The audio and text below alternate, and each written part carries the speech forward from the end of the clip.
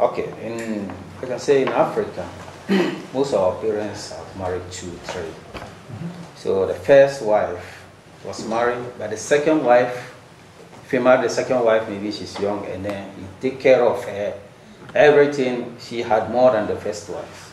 So the children of the first wife have grown up, and they see the treatment of the mother, so they just kept away from the helping father or whatever, it's helping the young ones. What about this? This is what they say, correcting wrong with wrong. No. Okay. First of all, this is a problem. I mean, if you're married to more than one wife, you should really exercise Equality. Justice. If I give this wife a thought, I give this wife a thought. If this have a house, they should have a house. If the children of this wife are getting this, the children of that wife, this is fiqh in Islam. Okay, it's not a game to play. Okay, you marry somebody for 20 years, 30 years, and you get tired first, you're getting old, getting sick. Okay, go, and you get to marry another one. So it's not a game. It's not a game. And this is why many misconceptions about plural marriage of Islam emerged from these individual wrong practices. I told you the other day, probably, when an American woman, somebody was giving a talk. He was from South Africa, and he was giving a talk about Islam. She talked about, oh, you marry many wives. He said, are you willing to listen to what Islam says? And Islam should be separated from the practice of Muslims. There's something, engineering should be separated from the practice of engineers. I mean, some engineers are good, some engineers are bad. But we talk about engineering. We talk about Islam here. He said, yes. He said, let me talk about the fiqh of plural marriage in Islam.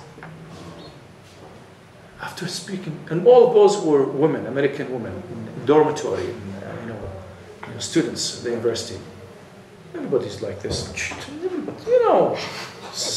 I was there. Anyway, after he finished, he said, I wouldn't mind being the third wife if I would be treated this way. That's the problem with the treatment. Women don't mind. They don't mind. Many of them don't mind if they will be treated justly, in a just manner. This results, I agree with you, in ill feelings among brothers and sisters. My father was treating my stepmother differently from my mother. He was treating the children of that woman differently from us. So we develop ill feelings, and this is the problem. But is this Islam? Yeah. The Prophet ﷺ said, يأتي أحدكم يوم القيامة وشقه مايل. He will come on the day of judgment with unbalanced. He's unbalanced with falling side. Why?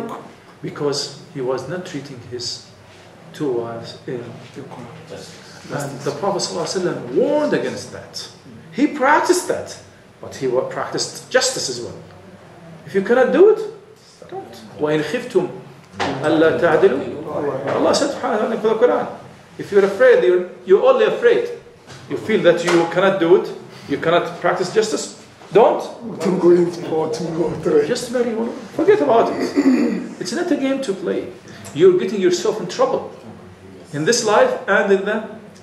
And many people who are not really just, they don't feel happy. They get married to feel happier, but when they get married, they feel. This is reality. You see the people who are just. It's difficult, yes. When you have one child and you give to one child, it's not a big deal. You have 10, 2 increases, 2, 3. Imagine, and you have one wife. Sometimes you're pleased with your wife. But now you have 2. If you give this something, you should give. You should. Yes, sure. If this lives in a certain way, this should live in the certain way. If you give, now it has become a burden, a responsibility. If you're not willing to take it, stop it. Just leave it. Just leave it. And this is the problem, my brother. But that, even if our parents, some of our fathers or whatever, they did this. And they're and not really treating our mother, for example, my mother in the way it should be, and I'm not treating that shouldn't really make me mistreat my father, or desert my father, or disobey my father, okay? Because he is still my father. If he's not carrying his own responsibilities, I should be taking care of my own responsibility towards him. And this is something very important. And you know, we shouldn't mix things. Okay, I do my part. I do my part. It's up to him. I could really give him advice, show him, I mean, say, fear Allah subhanahu wa ta'ala. Allah subhanahu wa ta'ala will reward you for being just to your wives. We could help you to be just. Don't do something wrong to yourself in front of Allah subhanahu wa ta'ala. I care about you, my parent, my father, and this is something that we should do, but we shouldn't mistreat them because they are not really giving us our own rights. May Allah reward you, brother. Yeah, we'll stop here. May Allah reward you all. سبحانك اللهم وبحمدك أشهد أن لا إله إلا أنت أستغفرك وأتوب إليك.